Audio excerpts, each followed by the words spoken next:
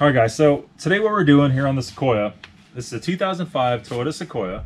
This has the factory air ride, which is airbags, compressor, the whole works. This has a bad airbag. Now, these airbags just got replaced not very long ago, right before I bought it. What had happened, it was so cold outside, it actually had froze the peg into the cup. And when I got the tire fixed on this thing, it put up on the lift, and as the axle dropped down, it hung in that peg, and it pulled on the airbag and actually ripped the airbag and blew it up. So the snow is finally gone. My friend Kevin gave me this spare airbag he had for right now. We're gonna go ahead and throw it on, show you how to reset the compressor. At a later date, when we get new airbags in, we'll replace this with another brand new one. Okay. So let's go right there and have a little look-see.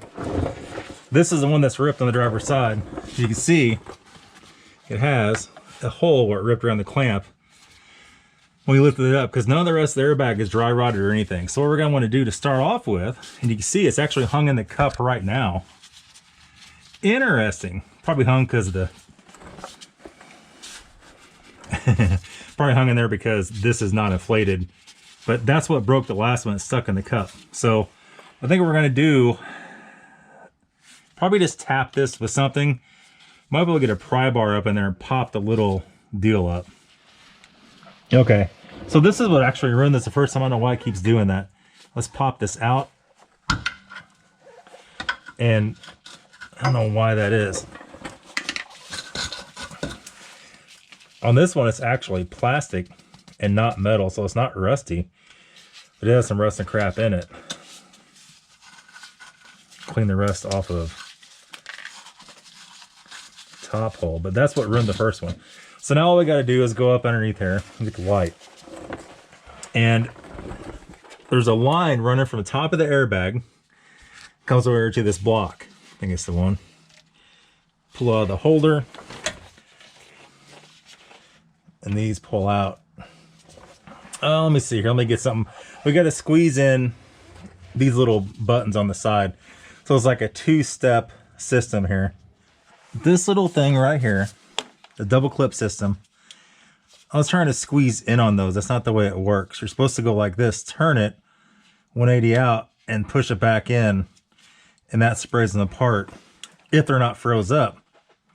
And then you can pull it out just like that. If you see what I'm talking about, see, it's like a double. This is the removal tool on this clip. These two little inner pieces, that gloves on, it's hard to see, go in here. It goes in here like this from the factory. Essentially, you squeeze these, pull it off, turn it 180, push it back in, and while that's pushed in, pull the whole thing out and it comes off. So now we're off. I called my friend Kevin, asking about that. He just done this not very long ago. So I knew he would know, and he was like, oh yeah, I know all about that.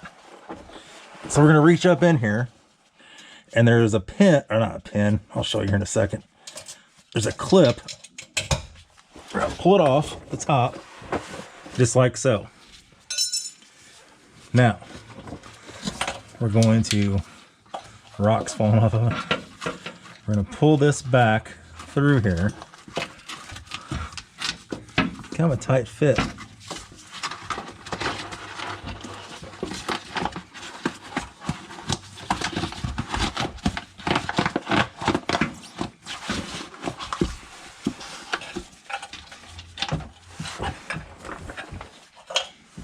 And what this does, that keeps you from having to disconnect it up here. See? That's the way she goes. You see a little better the rip that has in her out by the clamp. So let's repeat the same process on this. We'll take it out, turn it, and push it back in. And while you're pushing in, we'll pull it out just like so. And that's it. This one already has a clip in it. It's already faced the right way. So we're just gonna go in here, push it in like so, clip back on, and that's it, right? So we're gonna go back up in here. We're gonna feed the line back in.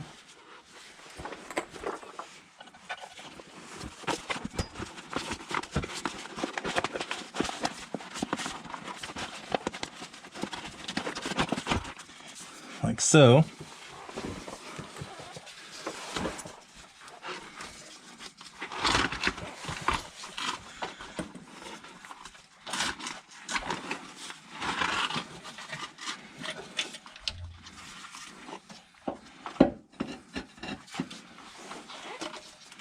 Make sure I got that thing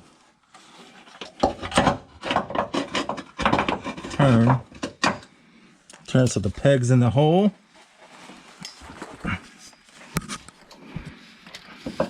Arms aren't long enough. I'm gonna go up in here and just push a clip back in.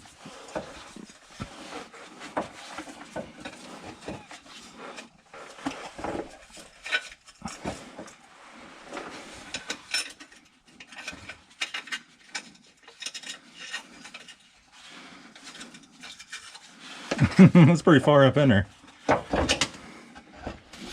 Okay, so we got it in there. The cameraman had to help me out here. So I'm going to show you how we did it. Before we do any of that, let's push this back together.